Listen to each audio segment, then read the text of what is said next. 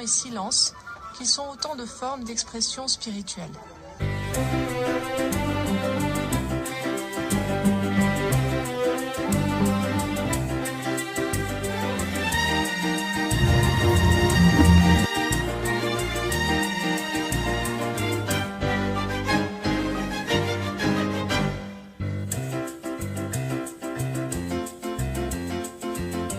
Et à toutes, bienvenue dans ma vidéo. Vous êtes sur la chaîne de Louise en voyage et donc je suis une Française au Pérou et j'aime partager mon expérience au Pérou avec vous Français ou francophones.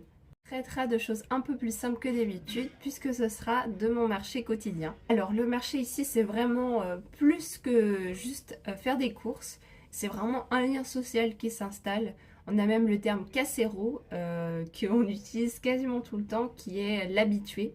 Donc l'habitué va voir le même vendeur et va voir ses habitudes, va parler de sa vie, raconter comment va tout. Enfin c'est vraiment un échange entre les deux. Donc on va voir la même personne à chaque fois et on va se tenir au jus et c'est vraiment très vivant.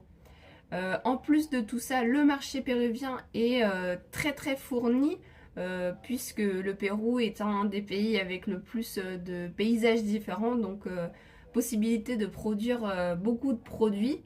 En particulier, on va voir les pommes de terre et le maïs qui sont assez importants, mais aussi tout ce qui est piment. Le marché, c'est vraiment très important dans la vie quotidienne d'un Péruvien. Surtout à un salaire moyen de 1200 sols qui est vraiment très peu. Impossible de se fournir uniquement au supermarché.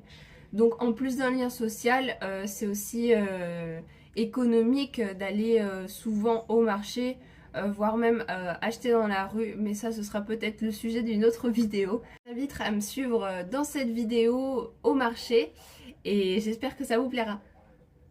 Et je commence par la partie légumes. Alors ici on peut trouver des légumes assez européens, mais aussi quelques piments à l'occasion. Pas loin de la partie pommes de terre, donc au Pérou il y a à peu près 3000 variétés de pommes de terre, donc c'est aussi varié dans les marchés. Au rayon tomates, on retrouvera principalement des pomodoro comme en Italie, mais aussi quelques produits biologiques. L'ail, le gingembre, mais aussi le piment, ce sont les principaux condiments qu'on retrouve dans la cuisine péruvienne. D'ailleurs, ils sont très adeptes des condiments. Si vous mangez de la viande, ça souvent condimenté.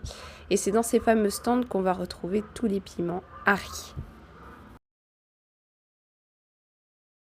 Et passons par le stand maïs et choclo qui est très important ici, puisqu'on utilise du maïs dans quasiment toutes les recettes.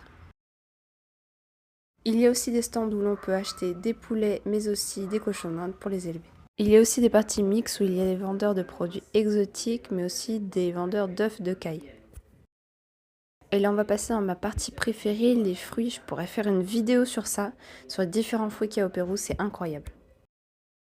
Comme le Péruvien aime la fête, bien sûr qu'il y a des parties dédiées aux anniversaires. Quotidien, c'est un des stands les plus importants. On peut retrouver des farines de différents produits, mais aussi des légumes secs qui sont essentiels pour la vie de tous les jours des Péruviens. Tous de m'avoir suivi.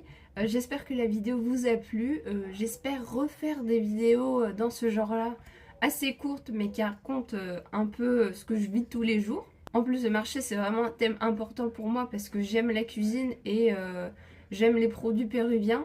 J'aime même m'amuser à les utiliser d'une autre manière que les Péruviens utilisent leurs produits. Et du coup, j'espère vous revoir bientôt dans une prochaine vidéo. Alors, je pense que ce sera des projets un petit peu plus longs, surtout des projets voyage. En vous souhaitant une bonne journée et puis à la prochaine!